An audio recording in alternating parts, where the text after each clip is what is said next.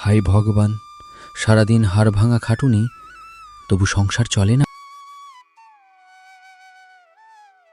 হায় ভগবান, ঘরে চাল ডাল নেই, এবার যদি ফসলও চলে যায় আমাদের না খেয়ে মরতে হবে।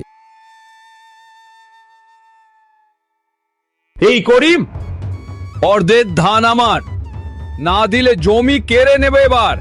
সাহেব, আমি গরিব মানুষ, সব দিলে আমার বাচ্চারা না খেয়ে মরবে। হ্যাঁ হ্যাঁ, শুনছ, সাহেবের কথা অমান্য করলে। চুপ কর হারামজাদা, আমার সামনে জবাব দেওয়ার সাহস।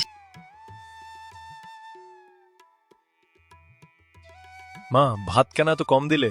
বাবা, জমিদার সব নিয়ে যায়, আমাদের হাতে কিছুই থাকে না। সেলিনা, অন্যায় চিরকাল থাকে না, একদিনের শেষ হবেই। বাপু, যুগ যুগ ধরে জমিদারের জুলুম চলছে। এবার আর নয়, সবাই মিলে দাঁড়াতে হবে। হ্যাঁ, আমাদের অধিকার আমাদেরই নিতে হবে। এই করিম, অর্ধেক ধান আমার, না দিলে জমি কেড়ে নেবে এবার।